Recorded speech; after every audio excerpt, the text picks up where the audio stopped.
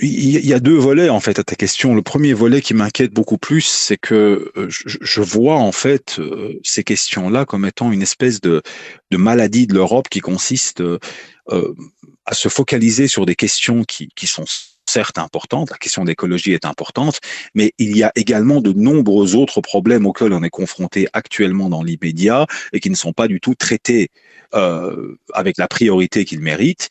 Et on a énormément d'idéologie qui s'intègre dans le débat et qui vient à un moment donné brouiller les priorités, en tout cas les questions prioritaires auxquelles on est confronté aujourd'hui.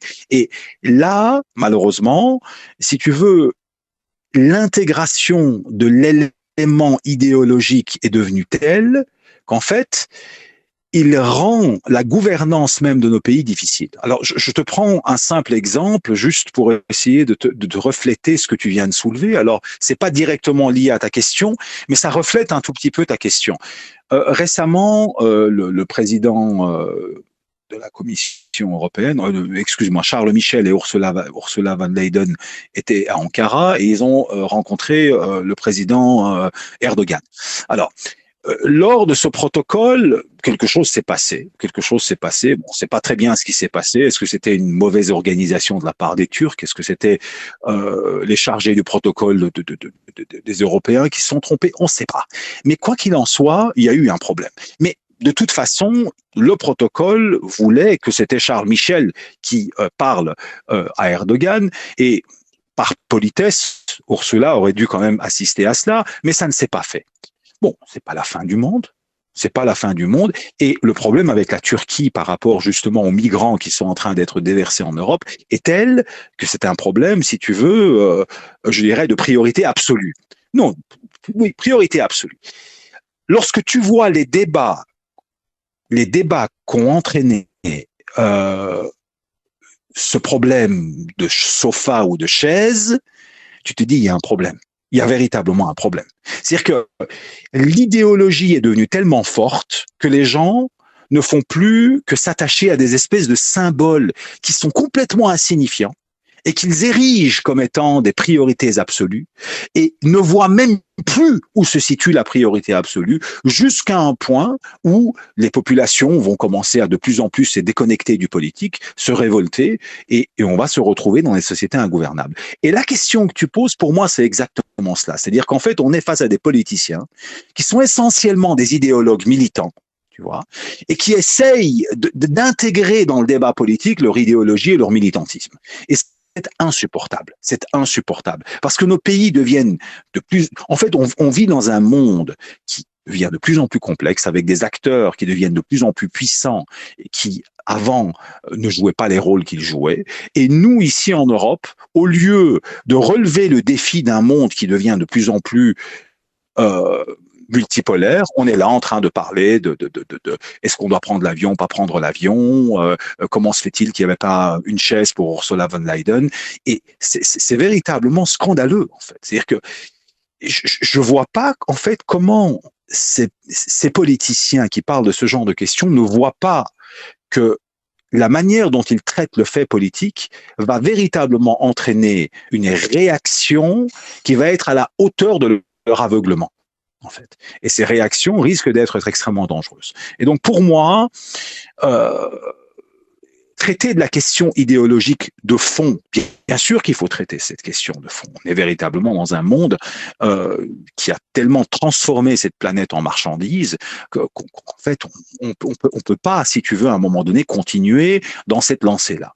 Maintenant, le genre de solution qu'on doit apporter doit être soumis à des débats et ne peut pas, si tu veux, être traité avec de l'idéologie pure. Tu sais, chaque décision qu'on prend entraîne un ensemble de conséquences. Lorsque, par exemple, tu prends une décision de ne pas prendre l'avion, est-ce qu'on se rend compte aujourd'hui qu'on est dans un monde globalisé où de nombreux produits traversent les frontières? L'économie mondiale est devenue comme cela. Tu peux pas, toi, à l'échelle d'un État, prendre une décision qui va avoir aucune incidence. Donc, il faut réfléchir à ces questions-là d'une manière globale. On ne peut plus traiter de certaines questions on va dire, à l'échelle locale. On doit les traiter tous ensemble. Tous les pays doivent s'asseoir ensemble et les traiter à l'échelle globale. Et malheureusement, en fait, l'idéologie fait en sorte que tu ne traites plus les questions à partir du réel, tu les traites à partir d'un idéal qui est dans ta tête et tu essayes de l'imposer de force sur le réel. Et ça, c'est une maladie franco-française qui véritablement est en train d'entraîner la déchéance de ce pays. Et donc pour moi, je suis de ceux qui véritablement appellent aux réalistes, si tu veux, aux politiciens réalistes. Il y en a certains en France que je respecte énormément, de reprendre un tout petit peu du poil de la bête et revenir sur la scène, parce que là, ça ne peut plus continuer comme ça. Bah, juste pour en citer un, je pense que quelqu'un comme Hubert Védrine, par exemple. Hubert Védrine est un réaliste qui est compétent, qui est intelligent. Je veux dire, c'est un exemple que je donne, tu vois. Mais ce genre d'homme politique, il y en a de moins en moins. On est de plus en plus face à des guignols, excuse-moi, à des guignols militants, idéologues, et on a de moins en moins de gens qui, on va dire, à partir du terrain et à partir de la réalité du terrain, prennent des décisions politiques. Alors il y en a beaucoup, mais ces gens-là n'arrivent même plus, en fait, si tu veux, à rentrer dans le débat politique, puisque le débat politique est tellement malsain et tellement pourri qu'en fait, on n'est plus que face à des... je sais pas, j'ai vraiment peur pour l'avenir de l'Europe. Hein. Je te partage une crainte qui est vraiment personnelle, mais lorsque j'entends ce genre de débat de la part de cette ministre qui dit ce qu'elle est en train de dire, je me demande si elle vit encore en fait connectée à la réalité. Et on a le même genre de problème ici à Bruxelles. Attention, hein, tu sais, on est la capitale de l'Europe.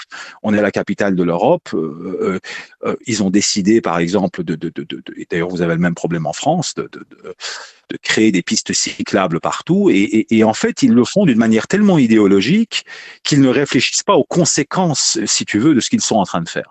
Et donc, on a un mouvement, une sorte de réaction des automobilistes qui devient de plus en plus virulente et qui est véritablement justifiée par rapport à cette espèce d'incompétence idéologique en face. C'est-à-dire que la question écologique est une question importante et elle doit être soulevée. Mais lorsqu'elle est faite d'une manière aussi idéologique, avec des gens aussi militants, mais qu'est-ce que tu veux que ça entraîne sur le plan du réel? On est la capitale de l'Europe et les antennes 5G, par exemple, sont... tu as des militants qui veulent briser toutes les antennes qu'on veut placer. Mais est-ce qu'on se rend compte qu'en fait, si tu veux, la Chine est en train d'aller au 6G maintenant? On est en train de parler d'une 6e génération d'antennes là-bas. On est en train de se tiers-mondiser, tu vois. Et face à ça, on a des idéologues qui sont complètement déconnectés du réel et qui sont en train de gouverner nos pays, et c'est pas possible, en fait. Voilà. Ça peut plus continuer comme ça. Et donc, on a beaucoup de gens qui décèdent, en fait, sur ces pistes cyclables qui sont complètement enchevêtrées dans les routes, mais parce que ça n'a pas été programmé, c'est pas des plans à long terme. La ville n'était pas faite pour ça. Et Paris a le même problème. Ils ont commencé à déverser toute une série de trottinettes électriques qui vont de droite à gauche, de gauche à droite, des gens qui n'ont pas nécessairement de permis, qui connaissent pas le code de la route et qui se baladent avec ce genre d'engin comme s'ils étaient à la mer. Et donc, on se retrouve dans des villes qui sont extrêmement embouteillées, au milieu de gens qui utilisent des vélos et des trottinettes électriques comme si ils étaient en bord de plage. Et donc, on se retrouve dans une véritable cacophonie. Et à chaque fois qu'il y a un accident, il y a des gens qui sont offusqués, en tout cas les militants pro-bicyclette et sont tous offusqués. Il faut arrêter cette discrimination vis-à-vis des usagers faibles. Tu sais, cette espèce je dirais, de vision où il y a toujours un faible et toujours un fort, tu vois, où toujours le fort est l'oppresseur et celui qui... Je veux dire, c'est insupportable, en fait. Ça devient de plus en plus insupportable pour tout le monde, tu vois. Et ces gens ne s'en rendent pas compte et ils continuent. C'est-à-dire que quand ils n'y arrivent pas, tu sais, c'est pas l'idéologie qui est remise en question. Il faut essayer plus fort. Tu sais, c'est comme quand Daesh est arrivé en Syrie et que les gens croyaient à l'État islamique. Quand ils ont commencé à appliquer les principes de l'État islamique, ils ont commencé à recevoir des coups de pierre parce qu'ils étaient en train de fermer en Syrie, des gens aimaient bien s'asseoir, fumer une chicha, prendre un thé et ils rêvaient tous d'un espèce d'état religieux, bien même ces mêmes personnes, et quand Daesh est venu, il a voulu le mettre en place, mais les gens dans le réel se sont rendus compte que ça marche pas, donc ils ont commencé à lancer des pierres sur ces gens-là, et ces gens-là, qu'est-ce qu'ils ont dit? C'est parce qu'on n'a pas assez appliqué l'islam. Tu comprends? C'est-à-dire que au lieu de remettre en question le modèle qui est appliqué, le modèle idéologique qui est appliqué, on essaye plus fort. Tu comprends ce que je veux dire? C'est-à-dire que on commence pas par le réel et on adapte nos idées. On commence par nos idées et on essaye de plier le réel. Eh ben, c'est exactement ça, en fait. C'est exactement ça. On a des idéologues qui veulent forcer les choses et qui ne se rendent pas compte que ça crée des ruptures avec la population et que ces populations, à un moment donné, vont commencer à se révolter. Tu vois, et on va avoir des mouvements tels que les Gilets jaunes et autres qui vont commencer à se manifester parce qu'ils se disent, mais attends, nous, on a des problèmes concrets. On a des problèmes on n'arrive plus à boucler les fins de mois, on se retrouve avec une vie qui est de plus en plus chère, on n'a plus d'emploi, et en fait, vous êtes en train de nous parler je dirais, de créer des pistes cyclables, du sofa de Ursula von der Leyen, mais je veux dire, est-ce que vous vous rendez compte de la débilité de ce qui est en train de se faire? Tu vois, et donc, en fait, ici, on va se retrouver face à une rupture, et cette rupture est extrêmement dangereuse. Voilà.